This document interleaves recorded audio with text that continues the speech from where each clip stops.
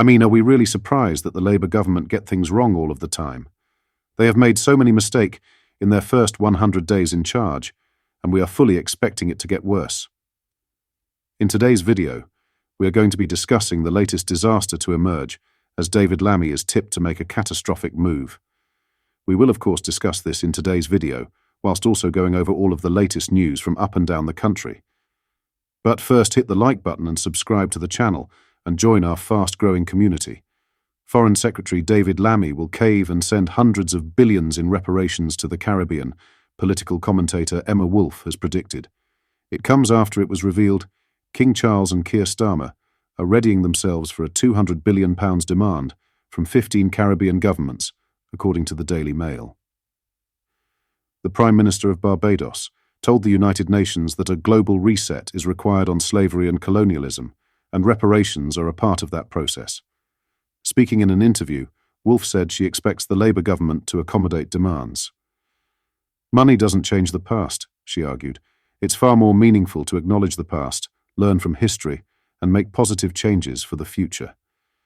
Every time we have one of these Commonwealth Heads of State summit, there are demands for huge amounts of money. £200 billion puts our fiscal black hole into the shade, doesn't it? Presumably, we will end up giving billions and billions of pounds.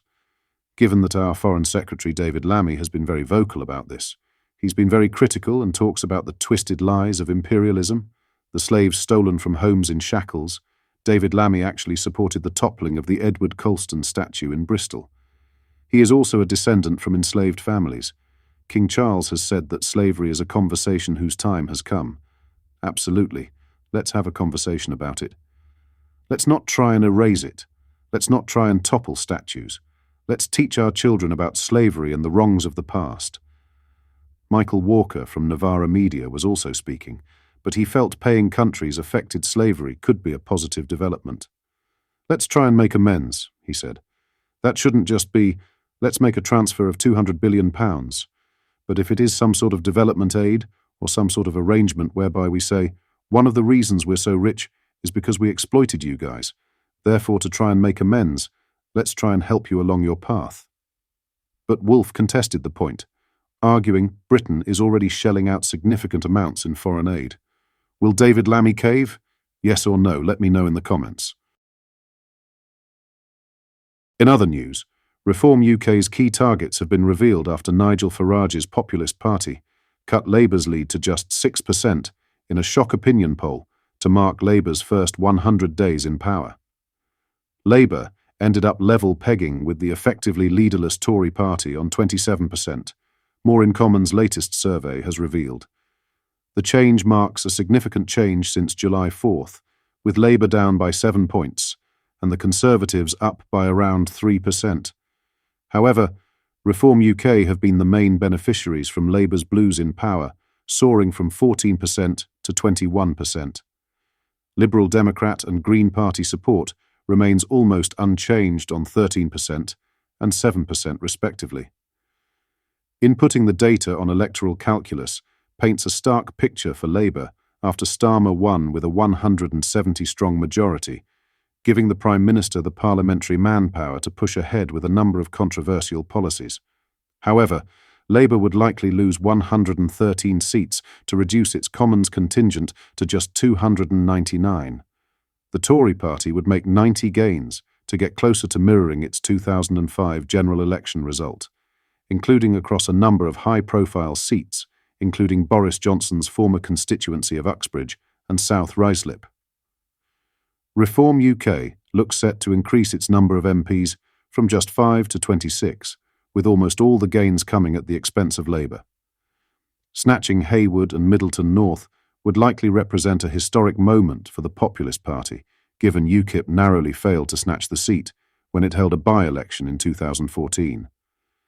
The Populist Party would likely pick up Amber Valley, Barnsley South, Bradford South, Burnley, Cannock Chase, Dudley, Folkestone and Hythe, Great Grimsby and Cleethorpes, Haywood and Middleton North, Llanelli, Makerfield, Montgomeryshire and Glyndwr, Norfolk South West, Oldham East and Saddleworth, Oldham West, Chadderton and Royton, Rotherham, Sittingbourne and Sheppey, Spen Valley, Stoke-on-Trent Central, and Tipton and Wednesbury. All the seats are currently represented by Labour MPs in the House of Commons. Reform UK would also surge from 4th to 1st to oust independent MP Adnan Hussain in Blackburn. Reform UK's Llanelli candidate Gareth Beer shared some insight as to why the populist party is making inroads in South West Wales. Beer, who witnessed support surge from just 672 votes in 2021 to 11,247 on July 4th, told GB News. Reform Llanelli has been building for the last 4 years, gradually building momentum since the last Senedd election. Labour and the Tories at a national level continually shoot themselves in the foot. At a local level, I have been involved in local issues, including the Strady Park Hotel debacle. Labour were nowhere to be seen. Many locals viewed that as a betrayal by their elected representatives. He also argued that the decision to downgrade Llanelli's minor injury unit highlights Welsh Labour's failure to get a grip of the crisis engulfing the NHS. Toby Mackenzie, who ran a tough fought campaign when Liz Truss lost South West Norfolk, added, "I think many people feel like me, isolated. A lot of unpleasant lies were told about reform, but more people are seeing through these." He also said, "Labour needed to get in, so those on the fence politically could see how disastrous they actually are. Having MPs in Parliament gives credibility, so again, this draws people in."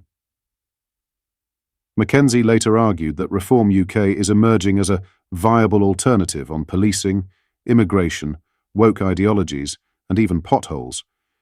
Despite losing swathes of support since July 4th, Labour would still likely form the next government by calling on Sir Ed Davey to form a coalition.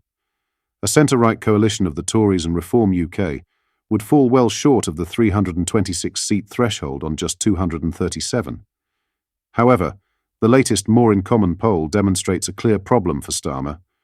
Reform UK might have posed a fatal threat to the Tories in the 2024 general election, but Farage can now wreak havoc for Labour as Starmer entered power with shallow levels of support in a number of key seats.